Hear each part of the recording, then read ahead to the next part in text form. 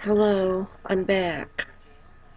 I said I would be back, and we were going to talk about aggressive behavior. Okay, the stepdaughter had sexual aggression,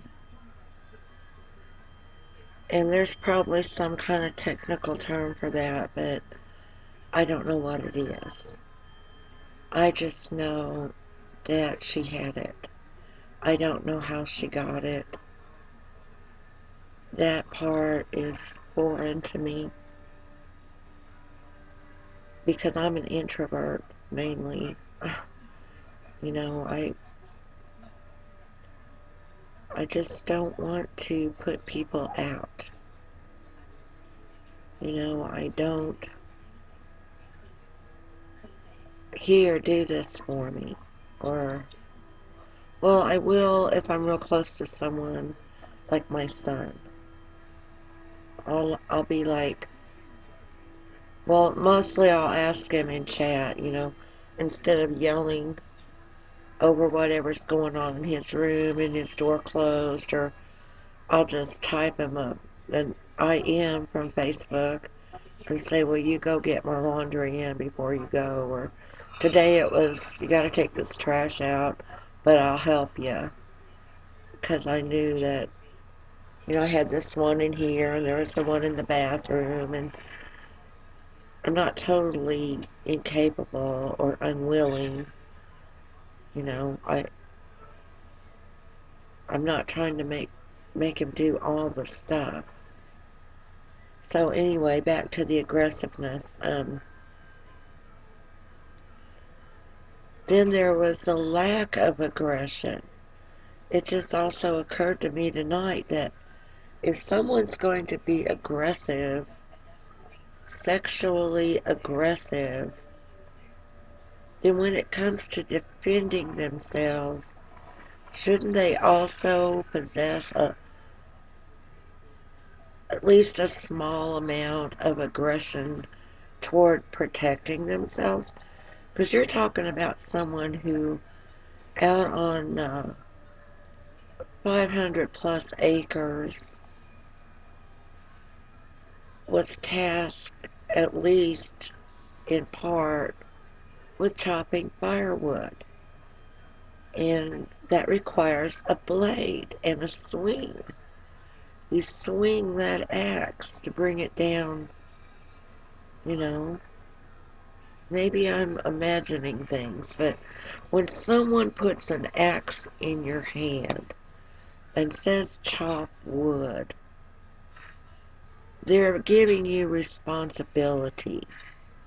She was responsible for that axe blade, sharp object that was placed in her care, in her use, in her possession, at least for the time being of when she was tasked to do that chore of chopping wood. Okay?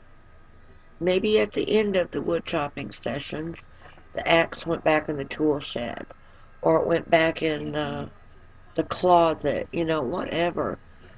But for that space and time where she was considered to be a responsible person, a sharp axe was put in her hands.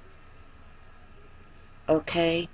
So now zoom down from the commune in Iowa down here to mid-Missouri, where she came in 93 and in 95 said that her daddy had raped her 2,100 times. Okay, a man who has to take nitroglycerin, who had known heart problems, who was on a myriad of other medicines from the Veterans Administration, the VA hospital. Okay, she was tasked at our house down here in mid-Missouri with doing dishes.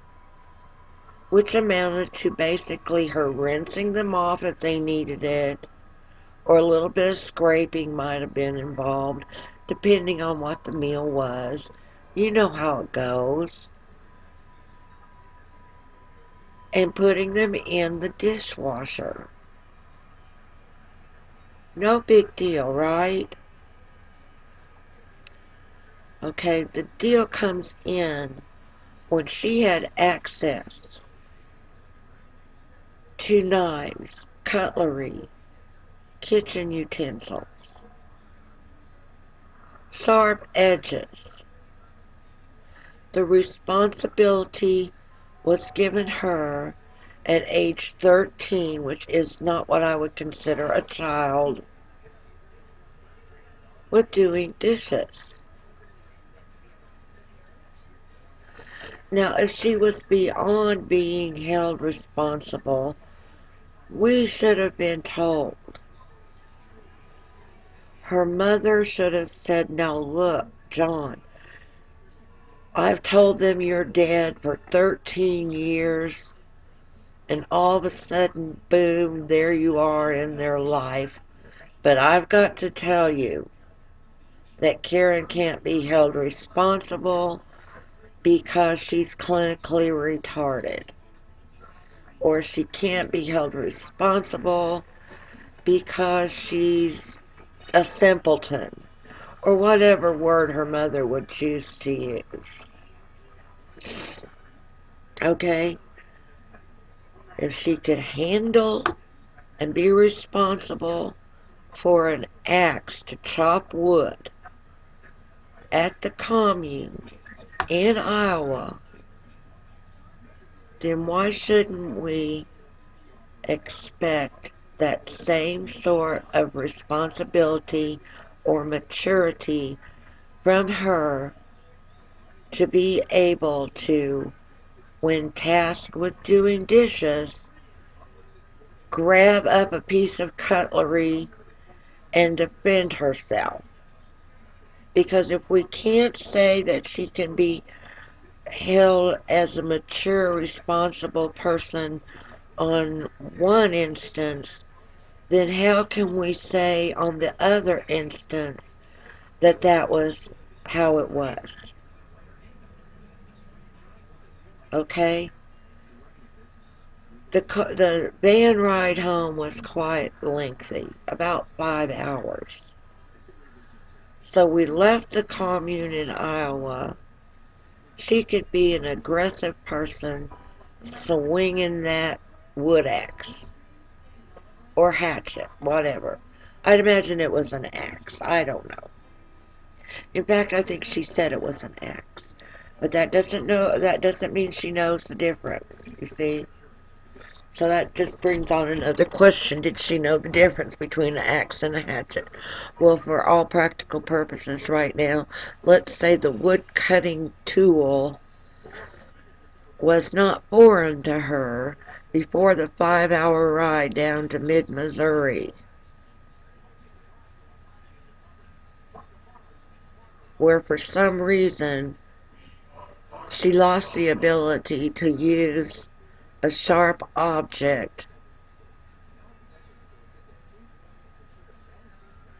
or couldn't determine maybe that, oh, this is a sharp object, I should defend myself. I don't know. I can't figure that out. That's why I do these little videos. I'm trying to get this settled in my mind. It's been a lot of years. Don't you think I deserve some kind of answers? I'm sure the ride wasn't so horrible that she forgot how to use a sharp object from one place to the next. That's the thing. Okay? When you got it, you got it. When you're mature enough to chop wood, you know, and people not worry that you're going to cut your leg off, you know, or land it in the back of somebody's skull, you know, then you ought to be able to be considered responsible and mature enough that if you needed to defend yourself, you would pick up a sharp object and do so. You see, and all these little points were left out. These ones that I bring up, we didn't get that chance. We didn't get our deposition. We were slated for a deposition, and we never got one.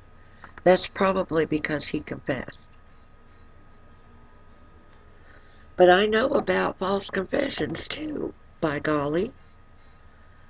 You know that? I may be old, but I'm not stupid.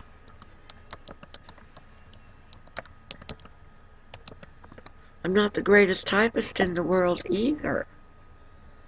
Okay, and you can see this on Wikipedia. They happen all the time. They've even got this innocent project geared toward helping these people out. They either got intimidated or threatened or something while they were in questioning. Maybe they got threatened that their family was going to end up dead if they didn't take the blame. You know, all kinds of things happen.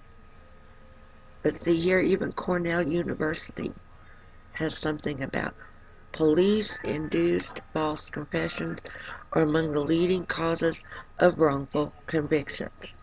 So don't be telling me, which people have already done, well, he said he did it, so we did it. You know, who says they did something when they didn't. A lot of them do. Do your research, people.